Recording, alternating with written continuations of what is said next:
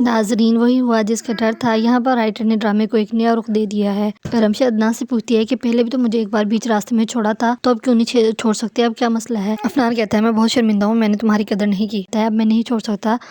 तो मुझे एक बार बताओ तो सही, अगर तुम इनकार करोगी तो मैं सारा कुछ संभाल लूँगा, मैं शानी को भी संभाल लूँगा, सारा कुछ ठीक हो जाएगा।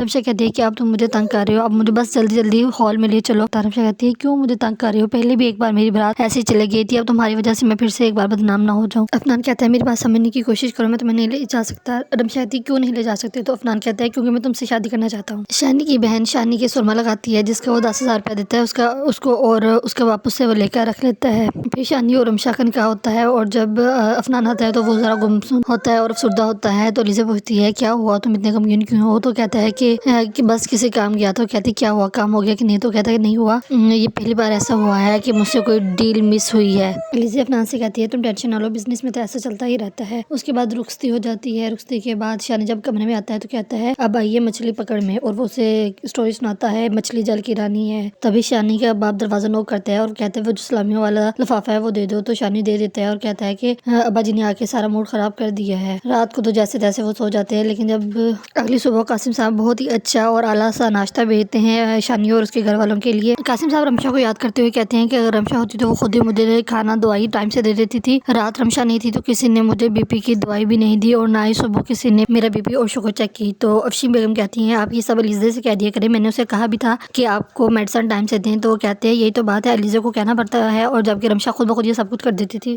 नाजरीन, अगली सुबह रमशा तो बहुत खुश लग रही होती है, लेकिन जब शानी सोकर उठता है तो उसे ख्याल आता है रमशा ने उसको कितनी बार रद्द किया था और कहा था कि मेरे जैसी खूबसूरत लड़की तुम्हारी दुल्हन कभी नहीं बन सकती, ये तुम सिर्फ ख्यालों में ही देख सकते हो। फिर वो उसके पास जाता है और कहता है मुझे याद, रमशा तुमने मुझे याद क्यों नहीं करवाया, मैंने तो तुम्हें मुंह दिखाई देनी थी। रमशा शर्मा जाती है और वो फिर खींच के रमशा के मुंह पे थप्पड़ मारता है। रमशा हैरान हो जाती है। इस ट्विस्ट के बाद आपको क्या लगता है कि नया कौन सा मोड़ आएगा ड्रामा में, कमेंट में जरूर बताएं, and please subscribe my channel.